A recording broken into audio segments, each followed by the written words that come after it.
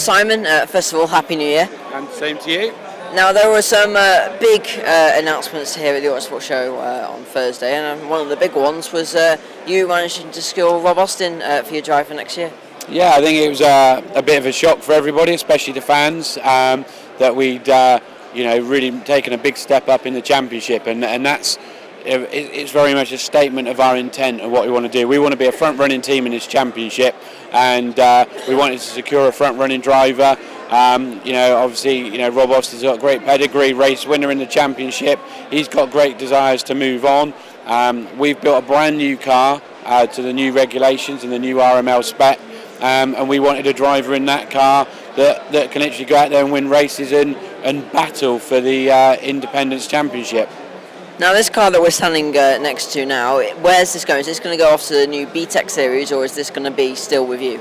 It's going to stay with us at the moment because the plan is, if everything comes together, and it is all dependent on sponsors, is that we want to run a second car this year, and this car would have to run for the first 3 races because we're not able to build a second new car in time for the start of the season. But after that, we're going to retire the car. We're going to keep it.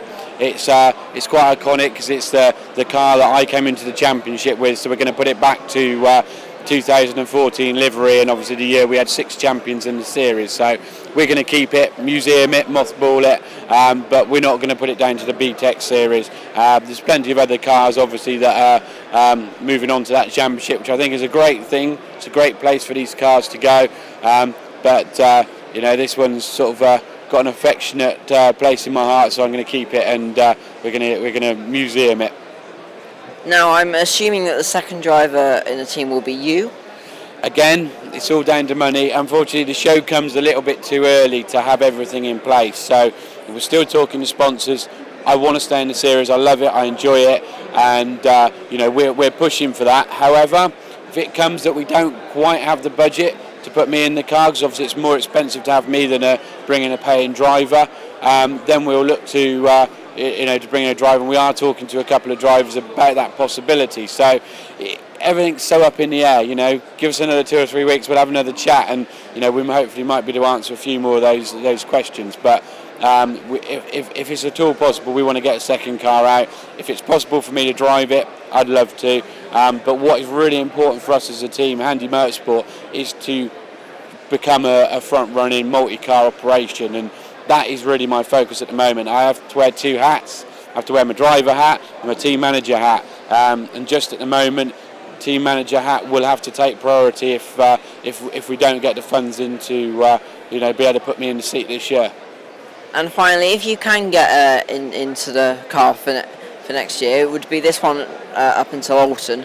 Would you find it relatively frustrating that you're not in the most upgraded version of the car for the first 3 rounds?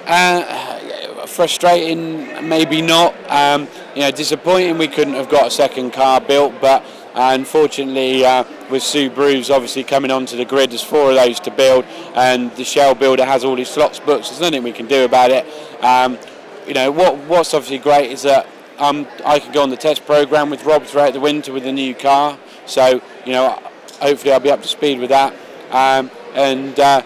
We'll give her a run round for a few races, and the last race for it would be Thruxton. It'd be really nice if we could, 3rd year, actually make it through the Thruxton weekend without any disasters. So that'd be quite a nice way to sign this car off, because she's seen quite a bit of action around that circuit. So that'd be quite nice, and then kick off at Alton Park with a new car. So it is what it is. You can't change things. You can't change timelines. You can't change, where you've got outside influences, that are stopping you doing, exactly what you want to do. But we'll do our very best and get the car out as soon as we can.